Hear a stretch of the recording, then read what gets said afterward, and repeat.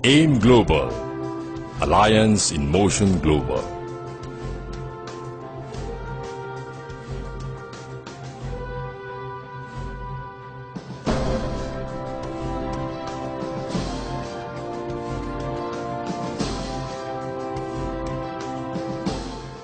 So, within the next few minutes, ladies and gentlemen, you'll be encountering a very, very good opportunity. Opportunity po ito para mabago yung buhay nyo. Why are we saying that this is a very good opportunity? Last year, para lang po historical background, last year when we created AIM Global, Alliance in Motion Global Incorporated, March 18, 2006, ang goal po namin is really to develop skills sa mga tao. To develop potentials in each and every one of you. Ano po narating namin? Ladies and gentlemen, on our very, very first year, March 18, 2007, we created 15 millionaires. 15 milyonaryo.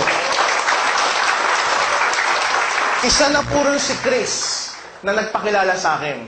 And these millionaires, na sinasabi ko sa inyo, ito yung mga taong simpleng-simple lang. Mga taong tulad nyo, na minsan sa mga buhay nila, umupo sa mga bangkong yan. Paano umupo? Tulad ng pagkakaupo mo, nakaganyan. Di ba? Nakaganon. Nag-iisip, pakakainin kaya ako rito? Di ba? Maiba ako. Nagugutom na ba kayo? O, lilipas din yan. Lilipas din yan. Ang nakakatuwa, mga kapamilya, yung mga simpleng taong tulad niyo, ano nangyari? Tinuruan namin magnegosyong AIM Global na bago yung buhay. Sino po yung isa sa kanila? Si Chris. Yung isa po sa kanila, si Mr. Roland Bangkil. Sino si Roland Bangkil? Security guard. Taga Cagayan de Oro. Bisaya. Security guard 7 to 8 years ago. Kumikita ng 5,000 a month.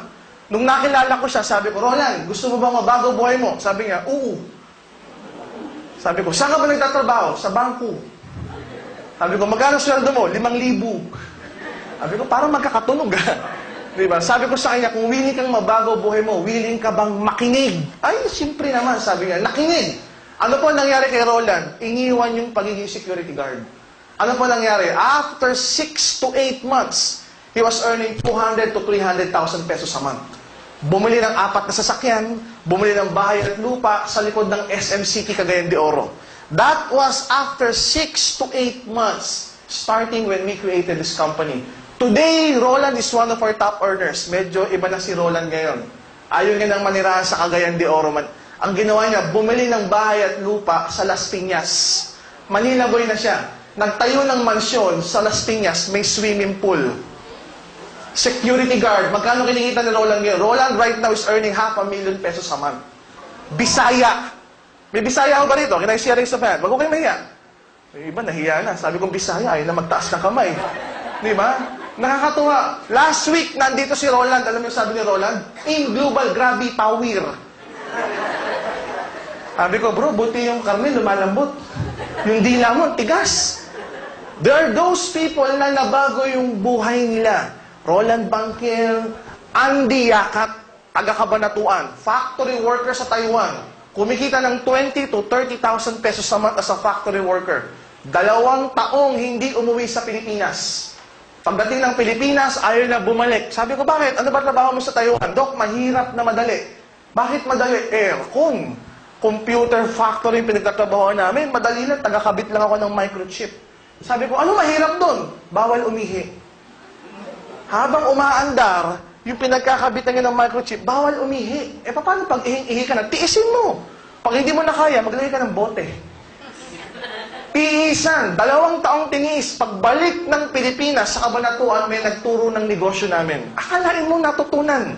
Ano nangyari kay Andy Yakat? Today, Andy is earning 200,000 pesos a month. Taga Kabanatuan.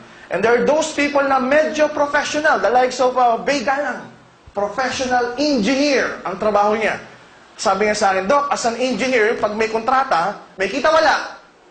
Meron. Pero pag walang kontrata, may kita wala. Wala. Pinag-aralan yung negosyo. Today, Bay Galang is one of our top earners earning 300 to 400,000 pesos a month. May mga estudyante rin kami. The likes of Richie Tonggol.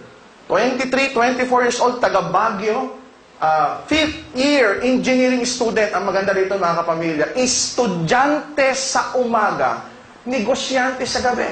Richie is earning 200,000 pesos per month. Estudyante. Hindi mo ba medyo nakaka-insulto? Why? Professional eh. Hindi professional, estudyante, nagto-200,000 pesos a month. Some of you sitting right here are probably professionals, but not even earning 10% of what is earning. Ano lang, ayoko na patagalin. But what I can tell you in the future is this. Malapit na po dumating ang second year anniversary ng AIM Global, which would be March 18, 2008. Our goal is very, very simple. On March 18, 2008, ang goal namin, mag-create ng 100 milyonaryo. Payag ba kayo? Kasama kayo ron? Parang ayaw. Yung iba medyo, milyonaryo. Kikita ba talaga ako rito? Di ba? Lalo na yung ganyan upo. Naku, magaganong-ganon. Ba't ba ako napunta dito? Di ba? Yung mga ganyan upo. Naku, bibigyan ko na ako kayo ng tip, mga kapamilya. 8 taon na namin ginagawa to. 8 taon ko na ginagawa ito. Full time. Sino po ba ako? My name is Ed. And I'm a doctor by profession. I'm a graduate of PLM, Pamantasan ng Luzon na Maynila, 1998. I passed the board exam 1999. I have a family medicine background from Hospital ng Maynila. Ang mga hospital affiliations ko po, mostly government. Hospital ng Maynila, East Avenue Medical Center, Jose Reyes, San Lazaro, and Makati Medical Center. At the peak of my medical career as a full-time professional physician, I was earning around 80,000 pesos a month, 7 to 8 years ago. Matanong ko lang kayo, mga kapamilya, if you're earning 80,000 pesos a month, 7 to 8 years ago, ano po ba yun? Malaki, maliit? Malaki. But the problem is this, wala kong ka-oras-oras sa sarili ko. I was earning 80,000 pesos a month, pero ang love life ko, bokya. Bakit bokya? Ang clinics ko po, Monday to Saturday, 7 to 11. 7 ng umaga hanggang 11 ng gabi. You might be asking, Doc, ang laki-laki ng kinikita mo, you're earning 80,000 pesos a month, and yet wala kang girlfriend. Aber, kayo lumagay sa kalagayan ko. Kumikita ng 80,000 pesos a month 7 years ago, saan ka hahanap ng matinong babae alas 11:30 ng gabi? Quezon Avenue. Hi, pwede makapagkilala? My name is Doc Ed. Sabi ng babae, short time, overnight. Di ba? During my height sa pagkabinata ko, naku, wala, mahirap. So sabi ko, kailangan magkaroon ako ng maraming oras until I was invited to a similar seminar like this. May nag-imbita rin sa akin pasyente ko, sabi ng pasyente ko, Doc, busy ka? Sabi ko, super busy. Wala akong ka-oras-oras sa sarili ko. Sabi, Doc, ito seminar, time management seminar. Pagpunta ko sa seminar, tulad din ganitong seminar. Sabi sa akin, time management seminar. Sabi ko, sino kaya a-attend dito? Malamang mga doktor, mga nurse, politiko, negosyante, entrepreneurs, mga taong walang oras. Tama po ba? Sabi ko, baka mga negosyante ito. Habang papunta ngayon ako, iniisip ko, naku, baka may magandang babae pa, maliligawan ko pa. Ito ngayon ang problema, ginawa sa Makati Shangri-La Hotel. Malapit sa Makati Med. Attend kagad ako. Pagbukas ko ng pinto, naku po mga kapamilya, yung umattend ng seminar, walang kainte-interes ang pagbumuka. Alam niyo ba, itsura ng walang kainte-interes? Tignan mo yung katabi mo. Huwag ka mahiya, tignan mo yung katabi mo. O yung sa kabila, tignan mo. O, di ba? Yan ang may interes. Okay naman, di pa ako tapos. Yan ang may interest. Nakakatuwa. I attended that seminar and I met a person, Amerikano, by the name of Nathan. And this person, siya po yung nagturo sa akin ng financial freedom business. Sarap pakinggan, no? Financial freedom business. Sabi ko, hindi ko kailangan ng pera. I was earning 80,000 pesos a month, eh. Would you like to offer me time freedom business? Sabi ko, ba yan ang gusto ko? Time freedom para magkaroon ng oras para sa sarili ko. Ginawa ko po yung negosyo niya. And the rest was history. Ano po nangyari sa akin? Lahat po ng clinics ko, iniwan ko. Ginawa ko itong negosyo full-time.